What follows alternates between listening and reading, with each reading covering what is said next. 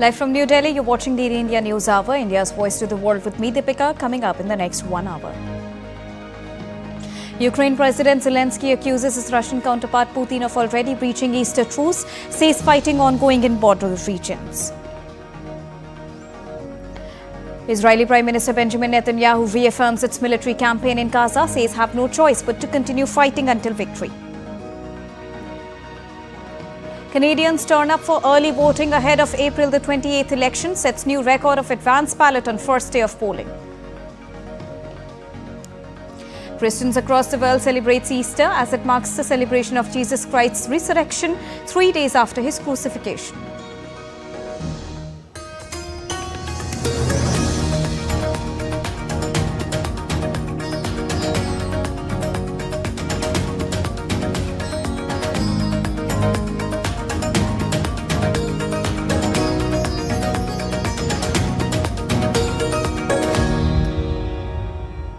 A very good morning to all of viewers joining us at this morning broadcast on DD India News Hour. To begin with the latest that we are tracking from Russia. Now, Russian President Vladimir Putin has announced an unexpected and brief unilateral Easter truce in Russia's conflict on Ukraine, while Ukrainian President Volodymyr Zelenskyy insists that Russian artillery fire are ongoing. Here's more. Russia's President Vladimir Putin announced a unilateral Easter ceasefire on Saturday. He ordered his military to halt all battlefield action for 30 hours from 1500 GMT on Saturday until the end of Sunday. Based on the humanitarian considerations, today starting from 1500 GMT to midnight Monday, the Russian side announces an Easter ceasefire. I order a stop to all military activities for this period. We assume that Ukrainian side will follow our example. However, our troops should be ready to repel possible ceasefire violations and provocations by the enemy. Our decision regarding the Easter ceasefire will show how sincere is the readiness of Kyiv regime, its desire and ability to comply with the agreements and participate in peaceful negotiations directed at eliminating the root cause of the Ukraine crisis. The announcement came during a meeting with Russia's chief of the general staff, where Putin outlined the terms of the truce. Putin also issued a warning, stating that Russian troops should remain prepared to respond if Ukraine violates the ceasefire. However, Ukrainian President Volodymyr Zelenskyy accused Russian President Putin for already breaching the Easter truce. In a post on X, Zelenskyy said that fighting continued in Russia's Kursk and Belgorod regions and Russian drones were still in use, but added that some areas had become quieter. He reiterated his support for longer truce, saying that 30 hours is enough to make headlines, but not for genuine confidence-building measures. Meanwhile, Ukraine and Russia conducted their largest prisoner exchange since the conflict began over 3 years ago. 277 Ukrainian service personnel returned home from Russian captivity on Saturday, taking the total number of returned prisoners of war to 4,552. While Moscow's defense ministry said that 246 servicemen had been handed over by Kyiv, it said a further 31 injured prisoners of war had been handed over to Ukraine and 15 of its own wounded servicemen had also been returned by Kyiv. Putin's unilateral move followed Trump's announcement that it could abandon peace talks within days unless Moscow and Kyiv showed they were serious about negotiating. Bureau Report, DD India. And now to discuss more on this, I am joined by DD India correspondent Shubhendu Ghosh. Good morning, Shubhendu. Now, Vladimir Putin has declared a temporary ceasefire on the occasion of Easter. For how long this ceasefire has come into force and what is its current significance considering the global eyeballs that are hooked on to the current ongoing conflict between Russia and Ukraine? Shubhendu. Right, Deepika, good morning. Yes, Saturday evening, India time, this update came in. Quite a surprising one when Russian President Vladimir Putin declared unilateral from his own side. He declared that there's going to be a ceasefire for a period of which is listed about 30 hours from Saturday afternoon Russia time to the end of Easter, which is today, to Sunday night. This ceasefire will be stretched to. It is an important one, although the period is short, but it has many symbolic significance. First, it's Easter. Most of the European, Russian, Ukrainian population are Christian. It's a solemn moment. It's the resurrection of the Lord Jesus Christ. So in that sense, it's an important religious moment for the peoples of Russia and Ukraine, who've had 3 years of really stretched, long and exhausting conflict that has been going on. Several attempts at ceasefire have failed. Even the intervention, direct intervention in peace talks led by United States hasn't really shown much results. It still is in the realm of parallel conversations. We know that US President Trump-led talks that are taking place, led by Witkoff, of course, his envoy. Russia has put tough conditions to agree to the ceasefire. Ukraine, for a change, had agreed to a 30-day immediate ceasefire, but it wasn't really reverberated. It wasn't echoed in the same manner by the Russian president. So in that sense, those talks continue. Both sides are looking for an opportunity for a ceasefire, but they also see this as an opportunity to have some sort of a decisive end to the conflict. A sudden end to the conflict is going to be leaving both sides yearning for more. Ukraine, for example, still harbors aspirations for a NATO membership. Russia, on the other side, has put in clear demands that one, Ukraine can never be a NATO member. Two, Russia must have authority over the lands that it has occupied. Three, there's going to be no NATO peacekeeping force on the Ukrainian land.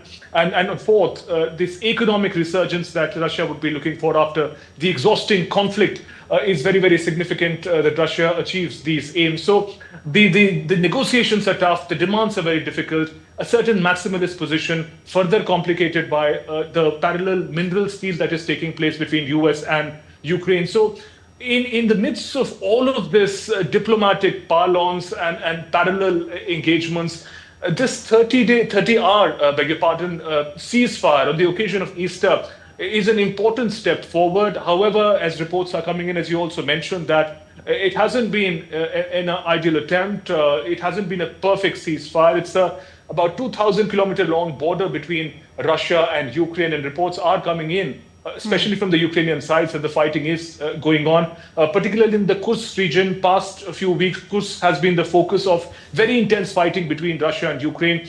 We know that it's part of the Russian territory, which Ukraine had occupied sometime August last year. And past few months, Russia has really fought hard to be able to reclaim Kursk back. And barring a few areas at the border, Russia has been successfully, Russian forces have been able to take Kursk back. So Kursk, north of Kursk, Belgorod, again a Russian region where Ukrainian force had made important inroads. These are places where reports of fighting are coming on. However, it is not as if the ceasefire is not taking place at all. There are several reports coming in that guns have fallen silent after a long time in several parts of the area where the fighting has been going on. An important development that has taken place also is this largest ever prisoner swap that has taken place, Deepika. So over 200 soldiers from either side have been released. That's an important gesture, especially in a moment of conflict when captured soldiers are released. It is seen as an attempt, it is seen as a gesture that cooperation may be possible, although the two sides, the trust deficit is huge. But these gestures, a religious holiday, calling for guns to fall silent, these are important steps forward, if not perfect. And especially when we talk about, the willingness of the US also to reach a deal, a peacemaking deal where both the sides can come to a peaceful conclusion. And now these sort of, as you just mentioned, these sort of movements, these sort of gestures really play a key important role and also sends a different kind of message all across the globe, especially for the people and the stakeholders who are eyeing this current ongoing conflict and are looking forward to a peaceful solution to it. Shubhendu. Absolutely, because that's a valid point. One gesture like this does send a signal out to the region, to the world, to the adversaries that, peace is possible, ceasefire is possible. One just has to agree to the right condition. One has to look in the right direction. And you mentioned a very important point about the US intervention in these Truce talks. Remember, just a couple of days back, Secretary of State Marco Rubio, of course, representing the Trump administration, had said that America was also running out of patience as far as the Truce talks are concerned, and that it is not going to be engaging with Russia and Ukraine forever. It says it has made its best effort. However, in the coming days, if peace, if ceasefire does not become possible, America is going to withdraw from it, and then Russia and Ukraine can manage it by themselves. So that's an important statement that increases the pressure in many ways on the two adversaries, Russia and Ukraine. Both of them see America as an opportunity, although differently, but both of them see American intervention as an opportunity to achieve peace. Both countries could benefit significantly from peace. 3 years of long, brutal fighting has exhausted the coffers, has exhausted the resources of both the nations. Their economy is on a downward spiral for a long time. Both would look for an end to the conflict. But given that the forces have gone into each other's nations, occupying territories, the complexity of deciding where do you now draw the new border is going to be complex, because that is also the contention and the point that Russia is pushing down on hard. So this warning, in a way, this threat of withdrawal coming in from the United States may have also catalyzed possibilities of two sides trying a little harder to achieve peace. And it seems that this announcement, unilateral although, by Russian President Vladimir Putin, but he's also the one who had disagreed to the unconditional 30-day ceasefire. So this gesture could also be seen as an important messaging that ceasefire, peace deal may be possible. Perhaps some more clarity would be required from both the adversaries. Indeed. All right. Thank you so much, Umedu, for joining us and bringing us a very important analysis of the ongoing ceasefire deal, which is currently taking place from the Russian side. Now, Israeli Prime Minister Benjamin Netanyahu once again announced on Saturday that Israel has no choice but to continue fighting in Gaza and vowed to eliminate Hamas. In a late-night televised address, Prime Minister Netanyahu said that he had instructed the military to pressure. Now, Hamas rejected Israeli proposal for another temporary truce and demanded a deal to end the conflict in exchange for the captives.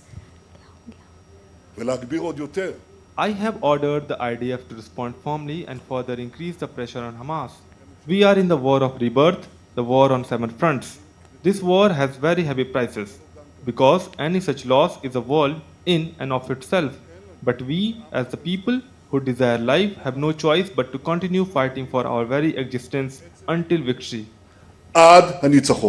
Meanwhile, Prime Minister Netanyahu is facing enormous pressure at home. On Saturday, dozens of protesters clashed with police in Tel Aviv as they were demanding an end to the war and the release of the remaining 59 hostages held in Gaza.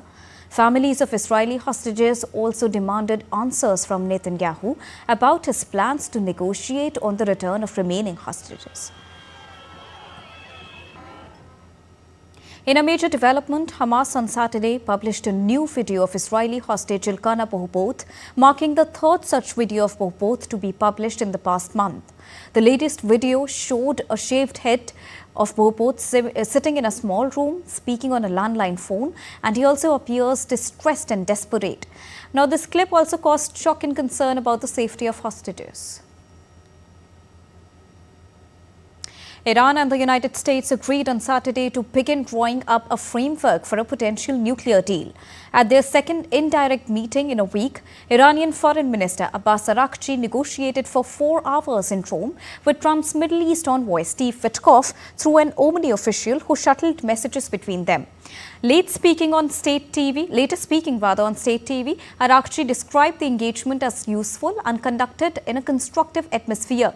He also hoped Tehran will be in a better position to judge the possibility of reaching an agreement. As I said, the negotiations were held in a constructive atmosphere, and I can say that they are moving forward, and we are moving forward. There is no reason for too much optimism. We cannot say that we are really optimistic. We must be very cautious, but there is no reason for much pessimism either. We must walk a middle path, reasonable and calm. The top negotiators would meet again in Oman next Saturday to review the experts' work and also assess how closely it aligns with the principles of a potential agreement. Time now to take a short break, but still to come on DD India News Hour. Thousands of protesters rallied on Saturday in second major round of demonstrations against Donald Trump and his hardline policies.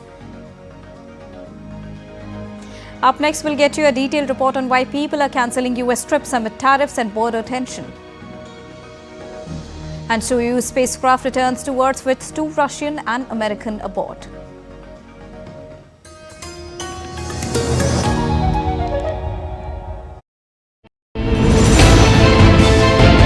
geopolitics and trade deals.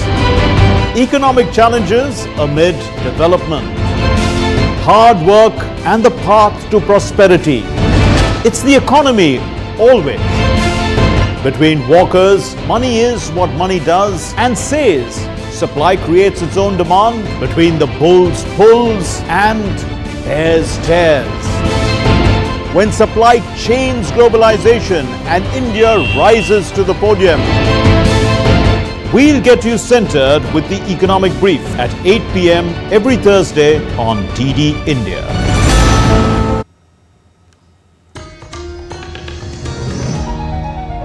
Welcome back after that short break. You're watching DD India News Hour. Now, the United Nations Development Programme is hoping to deliver $1.3 billion over 3 years to support Syria, including by rebuilding infrastructure and backing digital startups. A roundtable on Syria, hosted by the Saudi Finance Minister and World Bank, is all set to take place on the sidelines of the annual meetings of the IMF and the World Bank in Washington, D.C. next week. Since former Syrian leader Bashar al-Assad was toppled last year after a nearly 14 years conflict, his successors have called on the international community to lift sanctions imposed against the country during his rule. So far, most of those sanctions remain in place, with the United States and other Western countries saying the new authorities still need to demonstrate a commitment to peaceful and inclusive rule. The death toll from US airstrikes on an oil port in western Yemen rose to 80 on Sunday, marking the deadliest day since the United States escalated its aerial campaign against Houthis. US airstrikes on Thursday paralyzed the Ras Isa fuel port in Yemen's Hudaydah. According to the Red Sea Ports Authority, the port, once used for export of crude oil and import of derivative products of oil and gas, now is completely out of service. Few weeks ago, US President Donald Trump's administration announced a major military offensive against the Houthis. It also said the airstrikes were aimed at forcing the Houthis to stop threatening ships sailing on the Red Sea. Despite the US attacks, Houthis promised to carry out more operations. Amid tensions over the U.S. crackdown on migrants, U.S. Vice President J.D. Vance met senior Catholic Church officials at the Vatican on Saturday in the first such in-person talks of the second Trump presidency. According to a Vatican statement, Vance met with Cardinal Pietro Parolin, the Vatican Secretary of State, and his chief deputy. The two sides had cordial talks that included an exchange of opinions on the international situation. Vance and Parolin spoke especially regarding countries affected by war, political tensions and difficult humanitarian situations, with particular attention to migrants, refugees and prisoners. The Pope, Parolin and other Vatican officials have criticized several Trump administration policies, including Trump's plans to deport millions of migrants from the United States. Now, thousands of protesters rallied on Saturday in New York, Washington and other cities across the United States for a second major round of demonstrators against Donald Trump and his hardline policies. Protesters gathered carrying signs targeting the U.S. president. Many took aim at Trump's deportations of undocumented migrants, also voiced concerns that Trump was threatening long-respected constitutional norms, including the right to due process. Organizers hope to use building resentment over Trump's immigration crackdown, his drastic cuts to government agencies, and his pressuring of universities, news media, and law firms to forge a lasting movement. Now, more and more people from France and across Europe are cancelling or postponing their trips to the United States. And what used to be an exciting vacation idea has now turned into a complicated and uncertain decision for many French and European tourists. According to recent data from the U.S. National Travel and Tourism Office, the number of tourists arriving from the European Union has dropped by nearly 17 to 18%. French tourists are among those changing their travel plans, whether it's concerns about stricter immigration checks and a feeling that the U.S. does not seem as welcoming as before. They now prefer places that feel safer, friendlier and easier to visit. Tour operators and travel companies are sounding the alarm as well. Many European agencies report a similar drop in U.S. bookings, some even more than 20%. Canada, Mexico and other European countries are rising in popularity. For this summer, we have right now a decrease of about 20% sales because of the tense of the context of the political climate. I usually take summer vacation to visit my family and my relative, but this summer I don't have any plans to visit the US until the things get normalized. So I prefer not go to the US for now. Actually, I was planning on going in America for the birthday of my son during the summer, and we were planning on going for the north of America. But now with the situation happening in the United States, I think that better for us to go only in Canada, maybe in Mexico, but not in the United States. We'll wait for next time, I guess, to go there. I think it's not safe to travel to USA now because of the policy. It's always changing, and I'm afraid that even if I have a visa when I arrive there, they will say, no, you can't enter. So yeah, I think it's not safe for now to go there. Japan will emphasize fairness in any discussions with the US on exchange rates, Prime Minister Shigeru Ishiba said on Sunday, as bilateral trade talks grab global attention in President Donald Trump's tariff offensive. Ishiba, in a talk show, indicated Tokyo could buy more US energy and suggested flexibility on US accusations of non-tariff barriers to the Japanese automobile market. Trump, who unexpectedly joined the first round of US-Japan talks on Wednesday and touted big progress, has indicated he wants the negotiations to include his accusations that Tokyo intentionally weakens its currency to give its exporters an unfair advantage. Japan, that denies manipulating the yen, has over the years typically fought to keep a strong yen from hurting its export-reliant economy, but it last intervened in the foreign exchange market last year to boost its currency. Now, 2 Japanese naval ships made a port call on Saturday at Cambodia's Ream naval base that was recently renovated by China.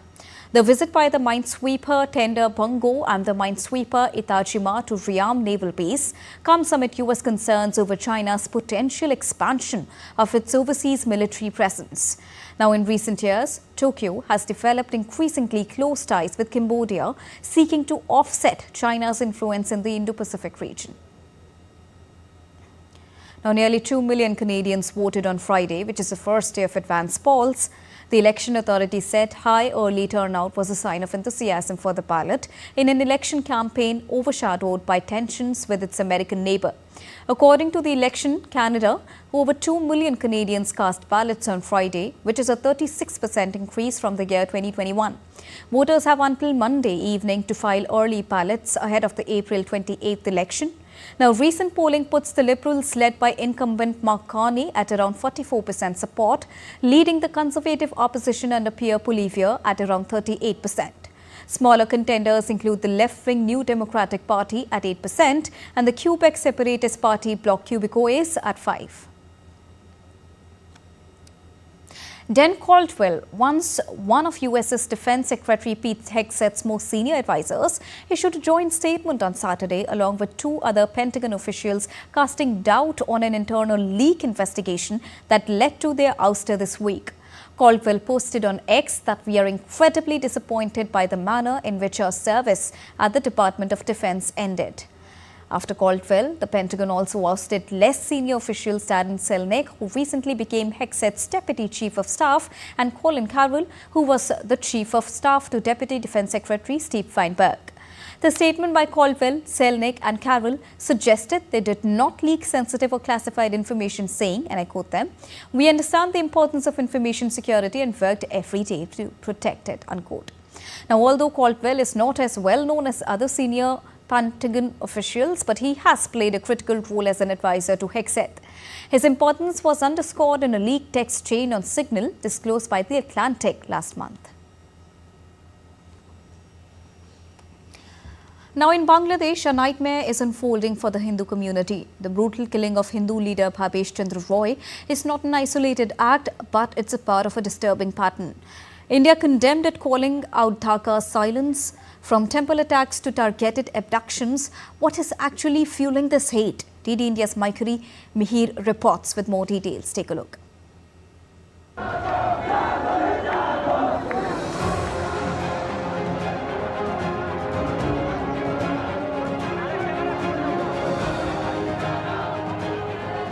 Hindus of Bangladesh are living a nightmare. The latest blow is the alleged abduction and brutal killing of Bhabesh Chandra Roy, a prominent Hindu leader in Dinajpur district. His only fault was that he belonged to a persecuted faith. Neighbouring India condemned the incident and slammed the Yunus-led interim government in Dhaka over the killing. India's Ministry of External Affairs posted on X, and I quote, "We have noted with distress the abduction and brutal killing of Shri Bhabesh Chandra Roy, a Hindu minority leader in Bangladesh. This killing follows a pattern of systematic persecution of Hindu minorities under the interim government, even as the perpetrators of previous such events roam with impunity.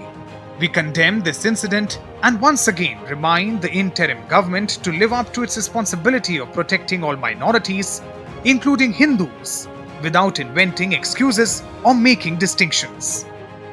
India's External Affairs Minister Dr. S. Jaishankar recently told Parliament that 2,400 attacks on minorities were recorded in Bangladesh in 2024 alone. The year 2025 has already seen over 70 such incidents. But what makes India call this systematic persecution? The answer lies in a string of decisions, or the lack thereof, by the interim government under Mohammad Yunus. No crackdown on radical outfits despite repeated threats and attacks. Yunus lifted ban on Islamist group Jamaat-e-Islami in August last year. No arrests have been made in cases of rape, arson, murder and vandalism. Victims have been left without aid or justice. Bangladesh's government has stayed silent on fake blasphemy claims, emboldening mobs. One of the shocking Home Ministry directives released last year stated that Hindu prayers were banned during Azan and Namaz. From temples torched to communities displaced, each incident echoes a chilling message. Minorities are not safe in Bangladesh. Mihir Makri for DD India. The Ecuadorian police arrested 4 individuals who were allegedly involved in the violent incident at a cockfighting ring in coastal province of Manabí. During the operation, authorities discovered several weapons, cash, ballistic helmets, clothing similar to police and military uniforms. According to the police report, the incident occurred when people gathered at cockfighting venue to watch rooster fights.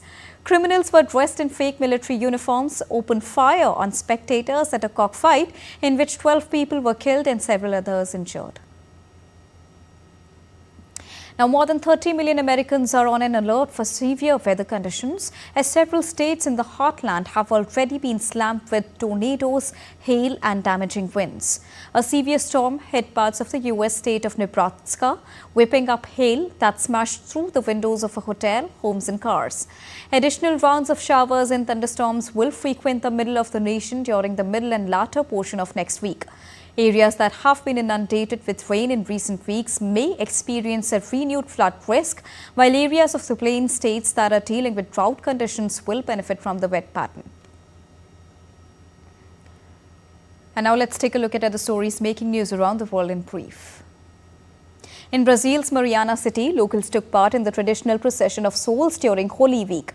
Dressed in white robes and hoods, they walked through the streets carrying candles and replicas of bones. The event honors community heritage and preserves centuries-old folklore.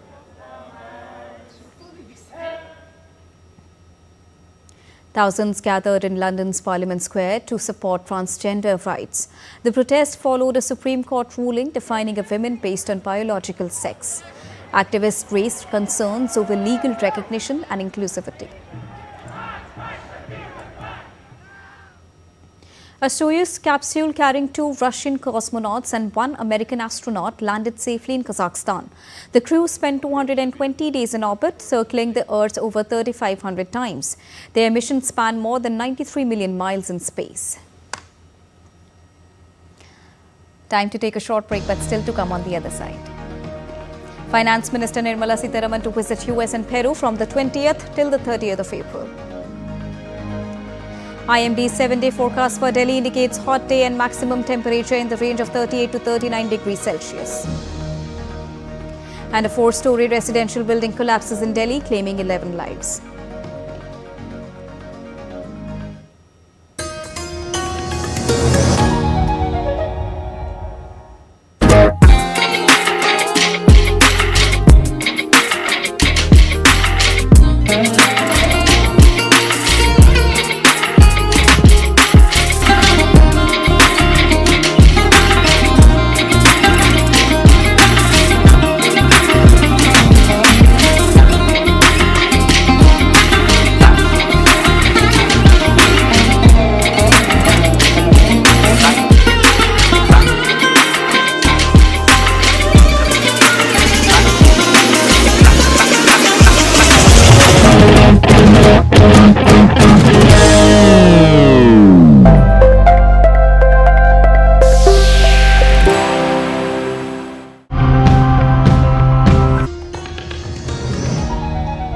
Welcome back after that short break. Let's quickly recap the top headlines of the hour. Ukraine President Zelenskyy accuses his Russian counterpart Putin of already breaching Easter truce, says fighting ongoing in border regions. Israeli Prime Minister Benjamin Netanyahu reaffirms its military campaign in Gaza, says have no choice but to continue fighting until victory. Canadians turn up for early voting ahead of the April 28th election, sets new record of advance ballot on first day of polling. And Christians across the world celebrate Easter as it marks the celebration of Jesus Christ's resurrection 3 days after his crucifixion. Now, Prime Minister Narendra Modi will embark on a 2-day visit to Saudi Arabia on Tuesday at the invitation of Crown Prince and Prime Minister of the Kingdom of Saudi Arabia, Prince Mohammed bin Salman. Prime Minister Narendra Modi will be welcomed in Jeddah by Crown Prince himself. The two leaders will co-chair the second meeting of the Strategic Partnership Council. Several MOUs between the two sides are also expected to be signed after the bilateral talks. Here's more. Bolstering defence and economic ties will be the key focus for Prime Minister Modi when he comes calling on Saudi Arabia on Tuesday. Crown Prince Mohammed bin Salman will receive Prime Minister Modi here in Jeddah, and the two leaders will co-chair the second meeting of the Indo-Saudi Arabia Strategic Partnership Council.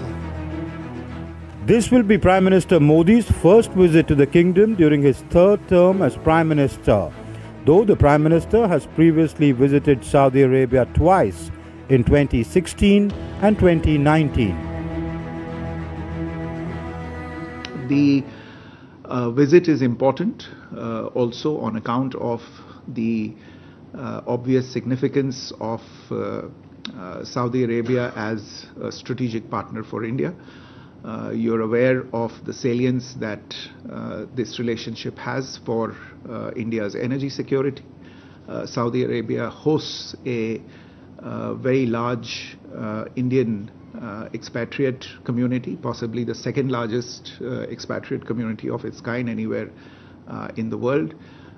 Saudi Arabia is a leading voice in the Islamic world and is increasingly playing an important role in regional developments. And therefore, from all of these perspectives, the visit provides an opportunity to build on the already strong relations with this strategic partner.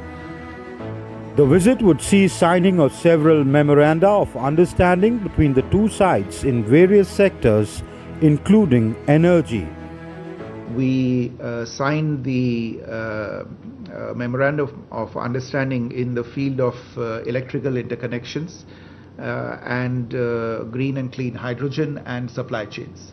The electricity grid interconnection MOU is something on which work is expected to start imminently in terms of a study to lay out the feasibility of this connection, but we see the possible agreements between the two countries on clean hydrogen as another very important trade-linked initiative under this. Apart from the bilateral aspect of the relationship, the Russia-Ukraine war will be a significant area of discussion between the two leaders. The ongoing tensions in West Asia and concerns over Houthi attacks on commercial shipping are likely to figure in the talks. During his two-day visit, Prime Minister Narendra Modi will also visit a factory in Jeddah and interact with Indian workers there. Given that Saudi Arabia is home to a 2.7 million strong Indian diaspora, the talks would focus on how to increase the participation of Indian workers in Saudi Arabia's economy.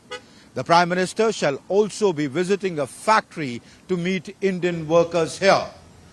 The talks would also focus on how Saudi Arabia could increase the quota of Hajj pilgrims from India. With my colleague Neeraj Singh and cameraman Saurabh Bakshi, this is Amrit Pal Singh for DD India in Jeddah. Now, US Vice President J.D. Vance will visit India from the 21st of April till the 24th of it, marking his first official trip to the country and his first to Asia since President Donald Trump took the office. Accompanied by his wife Usha Vance, their children and senior officials, Vice President will meet Prime Minister Narendra Modi on the 21st of April in New Delhi. He is also scheduled to visit Jaipur and Agra during his stay. The visit aims at strengthening bilateral ties and discuss key regional and global issues. Now, Finance Minister Nirmala Sitharaman is all set to visit the US and Peru from the 20th till the 30th of April. In the course of a two-day visit to San Francisco beginning the 20th of April, the Union Finance Minister will deliver a keynote address at the Hoover Institution at Stanford University on laying the foundations of Viksit Bharat 2047, followed by a fireside chat session. Nirmala Sitharaman will also interact with top CEOs from top information technology firms based in San Francisco. She will also participate in an event featuring Indian diaspora in San Francisco and also interact with the Indian community there. During her visit to Washington, D.C. from the 22nd till the 25th of April, Finance Minister will also participate in the spring meetings of the International Monetary Fund and the World Bank. On the sidelines of the spring meetings in Washington, D.C., the minister will hold bilateral meetings with her counterparts from several countries. During her maiden visit to Peru from the 26th till the 30th of April, the Union Minister will also lead an Indian delegation of officials from the Ministry of Finance and business leaders, highlighting the strengthening bilateral economic and trade relations between the two nations. Beginning her visit in Lima, Union Finance Minister Nirmala Sitharaman is also expected to call on the President of Peru and Prime Minister of Peru, besides holding bilateral meetings with other ministers. In the course of her visit to Peru, the Union Finance Minister will chair the India-Peru Business Forum meeting. The Union Finance Minister will also participate in a community event at Lima, where she will interact with the Indian diaspora living in Peru.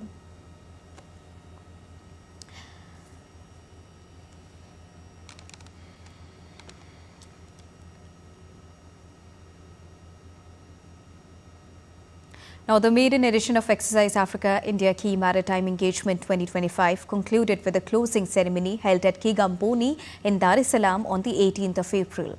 The Indian Navy was represented by INS Chennai and INS Kesari. Indian Ocean, the Sagar, was also present at the inaugural ceremony. Akiyame 25, meaning unity in Sanskrit, was conducted over 6 days with participation from Comoros, Djibouti, Kenya, Madagascar, Mauritius, Mozambique, Seychelles and South Africa, alongside India and Tanzania.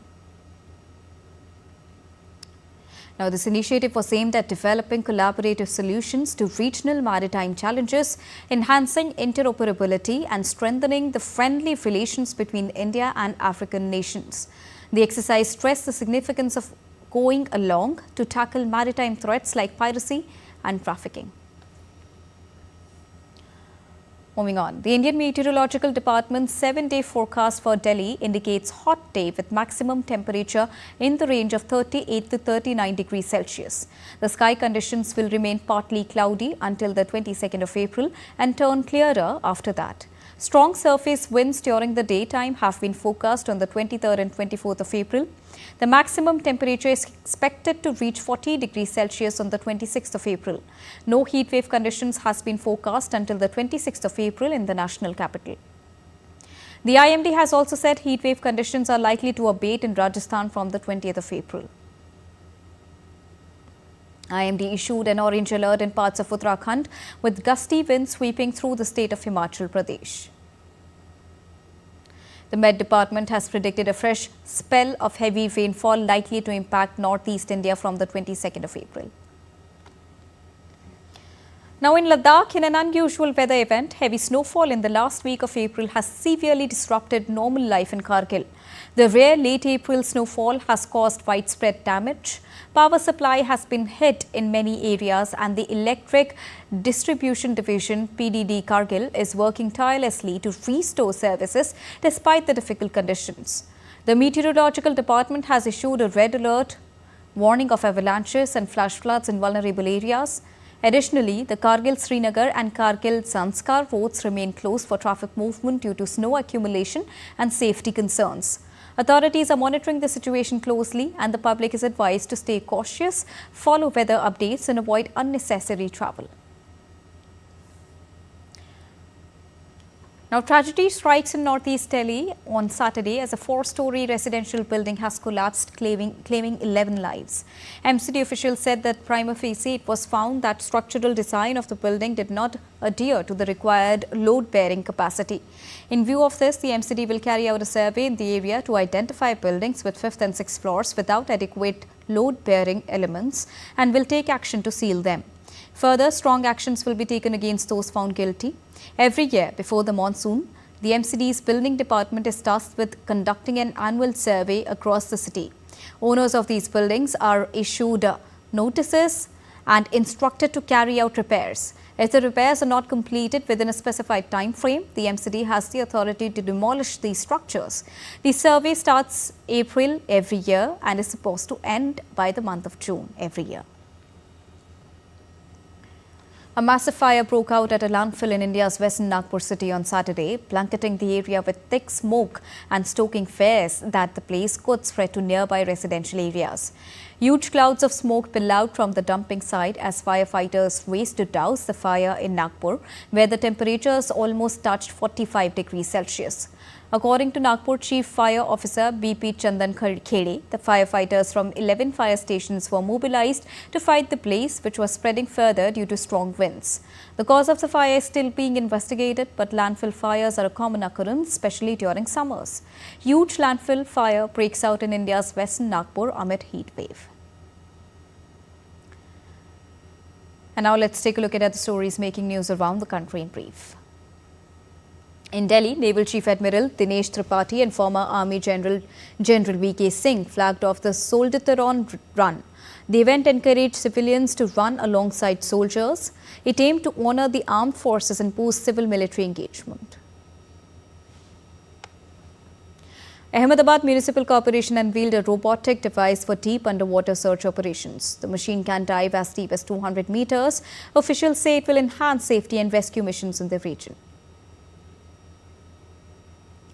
Goa Chief Minister Pramod Sawant took part in the Shat Chandi Anushthan at Sri Mahalasa Narayani Devasthan in Varna. The religious ceremony drew devotees from across the state. Time to take a quick and short break, but still to come on the other side. In IPL, Gujarat Titans beat Delhi Capitals by 7 wickets to go on the top of the points table. World number 2 Carlos Alcaraz advances into the third Barcelona Open final, defeating 7th seed Arthur Fils. And up next, we'll get you vibrant visuals from the 42nd Vifong International Kite Festival.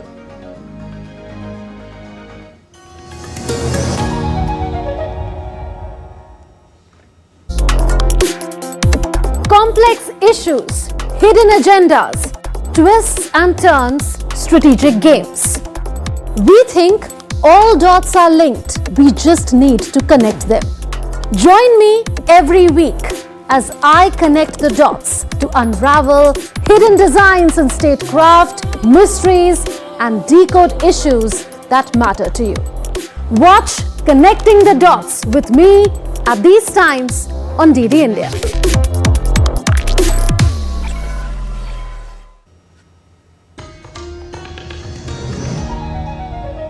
Welcome back after that short break. You're watching DD India News Hour.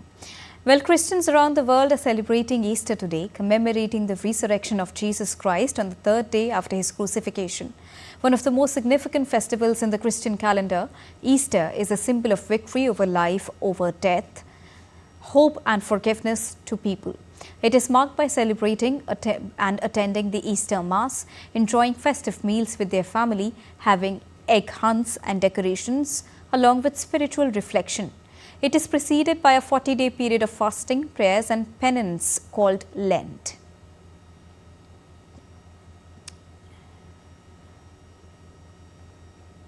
Cutting across denominations, Christian community in Kerala also celebrated Easter in traditional fervour. Special masses were conducted from Saturday night onwards, for which devotees thronged at churches across the state. Heads of various church denominations, bishops and priests led the Easter masses at various locations.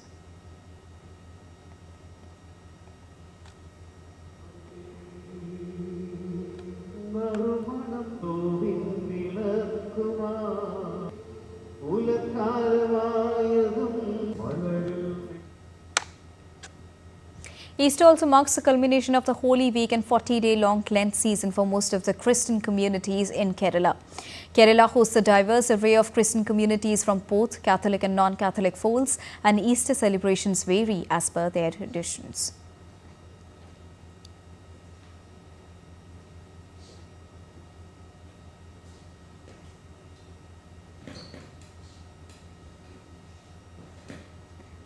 In Goa, Easter vigil services were conducted in churches, chapels and Catholic institutions across the state. The kindling of the Easter fire, the lighting of Easter candle to signify Christ as the light and life, and various readings from the Holy Bible were among the key rites of the midnight service. The blessing of the water of the baptismal font and renewal of baptismal vows by the Catholic faithful were also essential part of the service. Speaking on the occasion, Father Kevin Rodriguez Parish, the priest of St. Joa Facundo Church in Korlem village, spoke on the importance of Easter. Take a listen.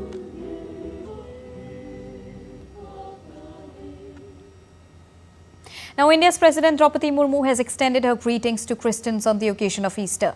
In a social media platform tweet, the President said, and I quote her, "On this occasion, we celebrate the resurrection of Jesus Christ. This festival inspires the spirit of new hope and new beginnings. The teachings of Jesus Christ inspire humanity to follow the path of love and sacrifice. May this festival of joy and hope bring peace and prosperity to all."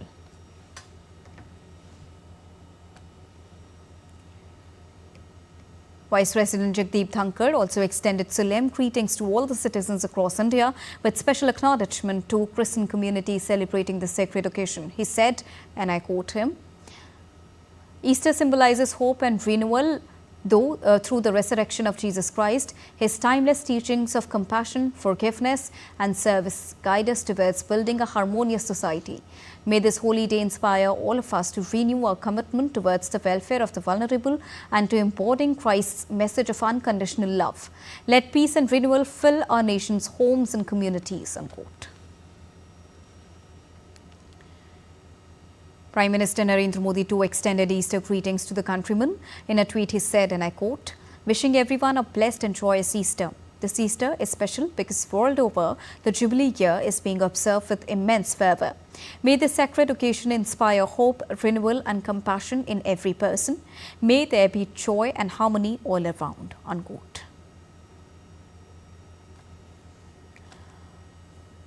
Not only in India, but elsewhere across the globe, Easter is being celebrated with a lot of joy and fervour. Russian Orthodox Patriarch Kirill conducted the Easter service at Christ the Saviour Cathedral in Moscow, wishing victory for the Russian people during his Easter prayer. President Vladimir Putin attended the service after announcing a surprise Easter truce in Ukraine.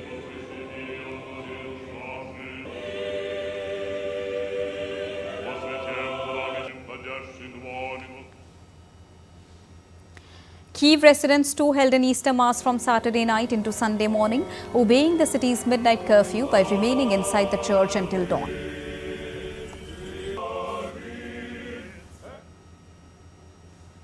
Hundreds of Ukrainians queued for Holy Easter service at the Ukrainian Catholic Cathedral in London on Saturday. Churchgoers with baskets of goods, including eggs and traditional Pascha cakes, prayed and got blessed with the holy water. They said that their prayers goes out for Ukrainians to deal with the turmoil. Catholic faithful attended early morning mass in the Philippine capital of Manila to celebrate the resurrection of Jesus Christ on Easter Sunday. They prayed to Jesus for good health and a good life. Bolivian artists created sand sculptures depicting the death and resurrection of Jesus Christ, as well as other biblical figures to celebrate Easter. Sculptures were made at the Cochiraya sandbanks near Oruro, about 200 kilometers south of La Paz. In Greece's Chios Island, rival churches kicked off their annual Easter tradition on Saturday by pelting hundreds of fireworks at each other's buildings in a bid to hit their opponent's church bell.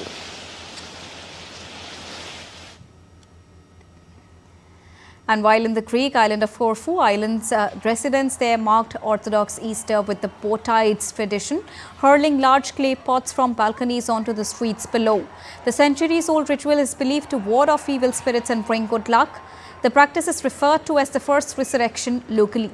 Though the exact origins are unclear, some link the custom to Corfu's Venetian past. Jerusalem's Church of the Holy Sepulchre was illuminated with candles as Orthodox Christian worshippers celebrated Easter's Holy Fire ceremony on Saturday. The Holy Fire is considered as a miracle occurring every year on Holy Saturday, which is the day preceding Orthodox Easter Sunday. At exactly 2 p.m. local time every year, a sunbeam is believed to shine through the window in the ceiling of the church and light a lamp placed in the tomb. After many hours of waiting on Saturday, the Greek Orthodox Patriarch emerged from the sealed empty tomb with a lighted candle lit by the Holy Fire. You're watching DD India News Hour, and now it's time to get you all the latest from the world of sports. Relishing pleasant morning weather, hundreds of enthusiasts along with film personalities, sports persons, officials and doctors participated in Fit India Sunday's On Cycle campaign in New Delhi.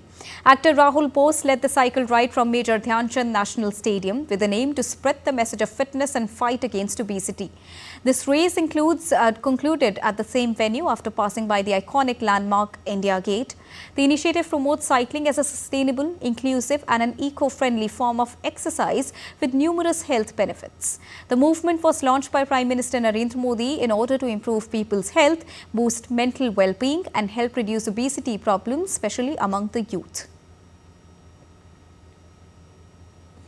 Sunday's On Cycle campaign is something that for me is a win-win, because exercise is good for everybody, we know that. But also the fact that you are doing this in a community, you're doing this with your friends, you're doing this with your acquaintances, your sporting buddies. One thing I'd like to tell all parents, make your children play if you want them to do well in studies. I know all of you want them to do well in studies. Make your children play. It increases concentration, it increases the ability to withstand pressure, and it gives you better sleep. All right, in cricket, Punjab Kings will clash with Royal Challengers Bengaluru in Indian Premier League at Mulanpur on Sunday. With 5 victories in 7 matches, Punjab Kings are at the 3rd place in the points table. Another victory would further solidify their playoff push. On the other hand, Royal Challengers Bengaluru have lost their way a bit after a bright start, losing 2 of their last 3 encounters.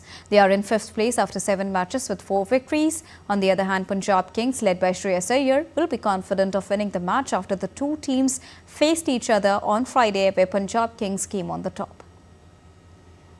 In the second encounter of the day, Mumbai Indians will aim for a 3rd consecutive victory when they take on Chennai Super Kings in Mumbai. Bouncing back after a slow start this season, Mumbai Indians have played some flawless cricket. They lost 4 out of their first 5 games, but Mumbai Indians prevailed over the Delhi Capitals and outplayed Sunrisers Hyderabad. They are currently placed 7th. A few victories will help them climb up the ladder. On the other hand, Chennai Super Kings have snapped a 5-match losing streak with an impressive victory over Lucknow Super Giants. But they are languishing at the bottom of the points table right now. The upcoming match holds significant importance as of now.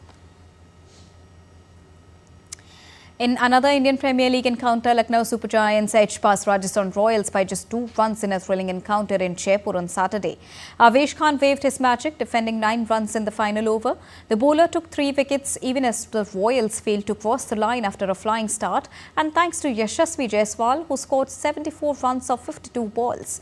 Earlier, Aiden Markram scored 66 runs of 45 balls, while Ayush Batoni hit 50 runs as Super Giants posted 180 runs for loss of 5 wickets after their captain Rishabh Pant won the toss and opted to bat first. Now, this was Rajasthan Royals' 4th consecutive defeat this season. In the match, 14-year-old Vaibhav Suryavanshi became the youngest player to feature in the Indian Premier League as he turned out for Rajasthan Royals and scored 34 runs. In the first match of the day, Jos Buttler slammed an unbeaten 97 as Gujarat Titans thumped Delhi Capitals by 7 wickets in Ahmedabad to climb to the top of the table. Earlier, Akshar Patel and Ashutosh Sharma played vital cameos to help Delhi Capitals post 203 runs for a loss of 8 wickets. Now, the 42nd Weifong International Kite Festival came to life today with vibrant displays and global participation.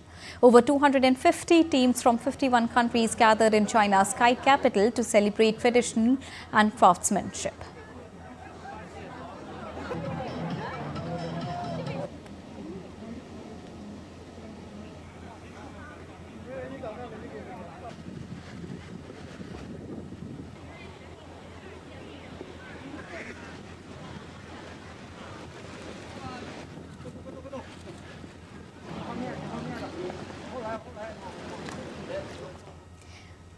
And that's all for this edition of DD India News Hour. But do let us know your thoughts on the news of the day. For those on the go, you can get all the latest news and updates from the country and the world on the DD India mobile app. The app is available on both Android and iOS platforms. Scan the QR code on the screen to download it now. We'll be back with more news as it breaks here on DD India. I am Deepika, and from all of us here in New Delhi, thank you so much for watching DD India News Hour. Namaskar.